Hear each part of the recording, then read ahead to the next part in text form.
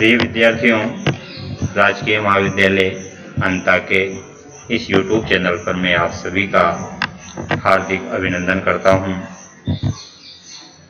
BA second year की संस्कृत की class में वर्तमान में हमारा प्रकरण चल रहा है नीति शतक, और नीति शतक के विभिन्न भागों की इस क्रमिक श्रृंखला में आज हम नीति शतक भाग पंचम पढ़ने जा रहे हैं।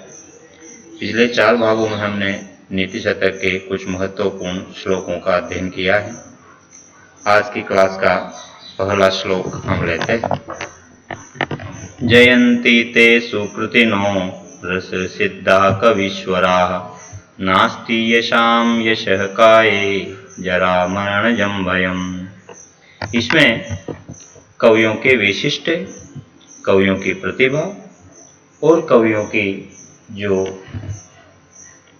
योग्यता है और उनका जो अमर यश है उसके महत्व के विषय में यहाँ पर बताया गया है।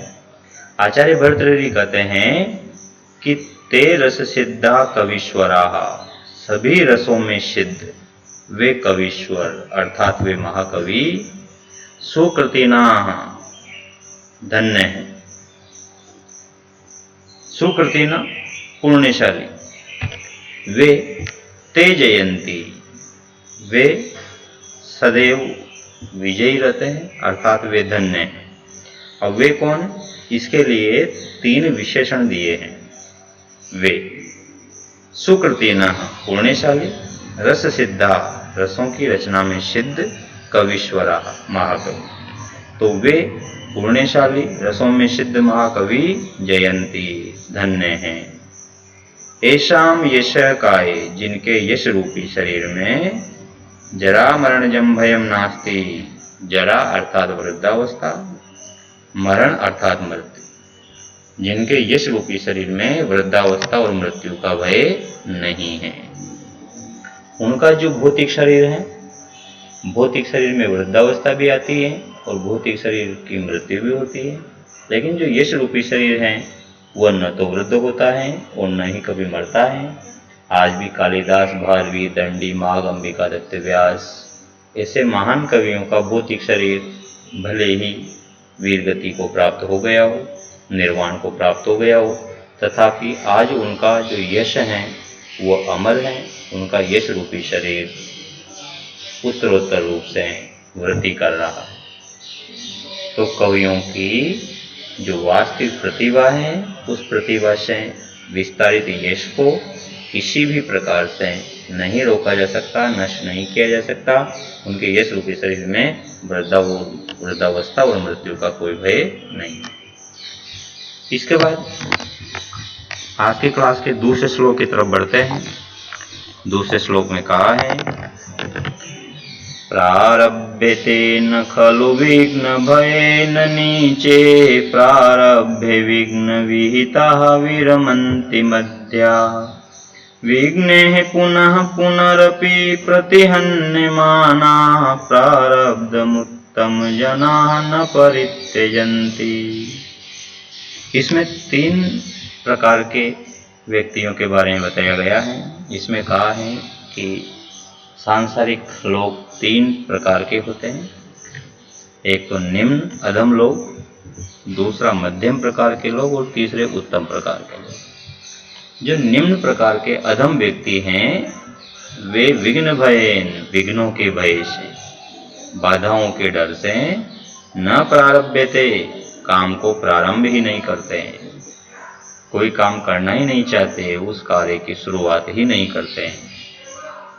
लेकिन मध्या, जो मध्यम श्रेणी के लोग हैं वे प्रारब्धे, काम तो प्रारंभ कर देते हैं किंतु प्रारंभ करके विघ्न विहिता, विघ्नों से बाधित होकर, विघ्नों से पीड़ित होकर विरमंती, बीच में ही रुक जाते हैं अर्थात उस कार्य को बीच में छोड़ देते हैं, घबरा जाते हैं, मुश्किलों का सामना नहीं कर पाते। तो अधम श्रेणी के व्यक्ति तो विघ्नों के वजह से कार्य प्रारंभ भी नहीं करते, और मध्यम श्रेणी के व्यक्ति कार्य तो प्रारंभ कर देते हैं किंतु विघ्न आने पर उस कार्य को बीच में छोड़कर भाग जाते हैं। किंतु उत्तम जना, जो श्रेष्ठ प्रकार के व्यक्ति होते हैं, वे विघ्ने पुनः पुनरपि प्रतिहन्यमाना, विघ्नों से बार बार, प्रतिहन्यमाना, बाधित होने पर भी, पीड़ित होने पर भी, प्रारब्धम, जो कार्य प्रारंभ कर दिया गया है उस प्रारंभ किए गए कार्य को न परित्यजंती, बीच में नहीं छोड़ते हैं। अर्थात भले ही कितनी ही बाधाएं आए, लेकिन प्रत्येक बाधा का सामना करते हुए वे सदैव लक्ष्य को प्राप्त करते हैं, कार्य को समाप्ति तक अवश्य पहुंचाते हैं। तो उत्तम श्रेणी के लोग सर्वश्रेष्ठ होते हैं। इसके बाद अगले पद्य की तरफ बढ़ते हैं। अगले पद्य में लिखा है कि परिवर्तिनी संसारे मृतः को वा न जायते स जातो येन जातेन याति वंश समुन्नति। परिवर्तिनी संसार है, ये जो संसार है वो परिवर्तनशील है। इस परिवर्तनशील संसार में वो ऐसा कौन सा व्यक्ति है जो मृतः न जायते, वो जो मरता नहीं है या जन्म नहीं लेते। सभी मरते हैं और सभी जन्म लेते हैं, लेकिन स जाता, उसी का जन्म लेना वास्तव में सार्थक है। एन जाते न, जिसके जन्म लेने से वंशः समुन्नतिम याति, वंश उन्नति को प्राप्त करता है। जिसके जन्म लेने से, जिसके सुकृत्यों से वंश उन्नति करता है, परिवार की उन्नति होती है, वास्तव में उसी का जन्म लेना सार्थक है, बाकी तो सिर्फ भार स्वरूप है। अगला पद्य है कुसुमास्तबकस्यैव द्वयी वृत्तिर्मनस्विनः मूर्धनि वा सर्वलोकस्य शीर्यते वन एव वा। मनस्विनः, जो स्वाभिमानी व्यक्ति होता है, उसकी वृत्ति अर्थात उसका आचरण व्यवहार कुसुम स्तबकस्य इव, पुष्प के गुच्छे के समान द्वयी, दो प्रकार का होता है। या तो सर्वलोकस्य मूर्धनि, या तो वह सारे संसार के सिर पर, मस्तक पर बैठता है, या फिर वने एव शीर्यते, या फिर वन में ही सूख जाता है, लेकिन वह कभी किसी के पैरों के नीचे नहीं आता। या तो वह डाली पर ही सूख जाएगा या फिर किसी के मस्तक पर चढ़ेगा। तो स्वाभिमानी व्यक्ति भी जीते हैं तो स्वाभिमान से जीते हैं, या फिर वो मर जाते हैं, लेकिन वो कभी अपमानित होकर जीना पसंद नहीं करते। इसके बाद अगला जो पद्य है वो धन का महत्व प्रतिपादित करता है।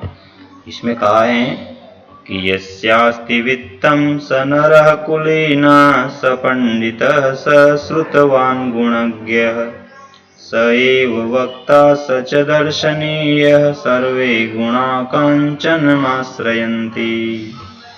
इसमें लिखा है कि यस्य वित्तम अस्ति, जिसके पास वित्त है, जिसके पास धन है, स नरः कुलीन, वही व्यक्ति कुलीन है, स पंडित, वही विद्वान है, स श्रुतवान, वही शास्त्रज्ञ है, गुणज्ञ, और वही गुणवान है, स ये वक्ता, वही अच्छा वक्ता माना जाता है, सच दर्शनीय, वही दर्शनीय अर्थात सुंदर माना जाता है। अर्थात सर्वे गुणा, सभी गुण कांचनम आश्रयन्ति, धन पर आश्रित रहते हैं। जिसके पास धन होता है, अन्य समस्त गुण उसके पास स्वतः चले आते हैं। वो उसके पास कुलीन भी कहलाता है, वो विद्वान भी बन जाता है, वह शास्त्रज्ञ कहलाता है, वह गुणग्राही बन जाता है, वह एक अच्छा वक्ता कहलाता है, वह सुंदर माना जाता है। तो सभी गुण धन के इर्द गिर्द ही घूमते हैं। अगला पद्य बड़ा महत्वपूर्ण है। इसमें लिखा है कि दोर्मन्त्र्यात् नृपतिर्विनश्यति यति संगात् सुतो लालनात् विप्रो नद्देनात् कुलं कुतनयात् शीलं खलोपासनात् ह्रीर्मद्यादनवेक्षणादपि कृषि स्नेह प्रवासाश्रयात् मैत्री च प्रणयात् समृद्धिरनयात् त्यागात् प्रमादात् धनम्। इसमें कहा है कि दौर्मंत्र्यात्, बुरी मंत्रणा से, गलत सलाह से, नृपति विनश्यति, राजा नष्ट हो जाता है। संगात यति, संग अर्थात आसक्ति से यति, सन्यासी नष्ट हो जाता है। लालनाथ सुतो, ज्यादा लाड प्यार से सुत अर्थात पुत्र नष्ट हो जाता है। विप्र अनध्ययनात् अनध्ययन से अर्थात अध्ययन नहीं करने से विप्र ब्राह्मण नष्ट हो जाता है। कुतनयात् कुलम कुपुत्र से कुल नष्ट हो जाता है। शीलम खलोपासनात् और खलोपासनात् दुष्टों की संगति करने से शील अर्थात आचरण नष्ट हो जाता है। ह्रीर मद्यात् मद्यपान करने से नशा करने से ह्री लज्जा नष्ट हो जाती है। अनवेक्षणात् देखभाल नहीं करने से कृषि बिगड़ जाती है, खेती बिगड़ जाती है, फसल बिगड़ जाती है। प्रवासाश्रयात् दूर रहने से स्नेह नष्ट हो जाता है। मैत्री चाप्रणयात् अप्रणयात् बिना प्रेम के मित्रता नष्ट हो जाती है। अनयात् और अनीति से समृद्धि नष्ट हो जाती है। और त्यागात् प्रमादात् धनम और त्याग करने से और प्रमाद करने से अर्थात आलस करने से धन नष्ट हो जाता है। तो प्रत्येक वस्तु के नष्ट होने की, विनाश की, कारण की इसमें व्याख्या की गई है। ये अपनी आज की क्लास की नीति शतक पार्ट 5। अगली क्लास में फिर मिलते हैं नीति शतक पार्ट 6 लेकर के। तब तक के लिए नमस्कार।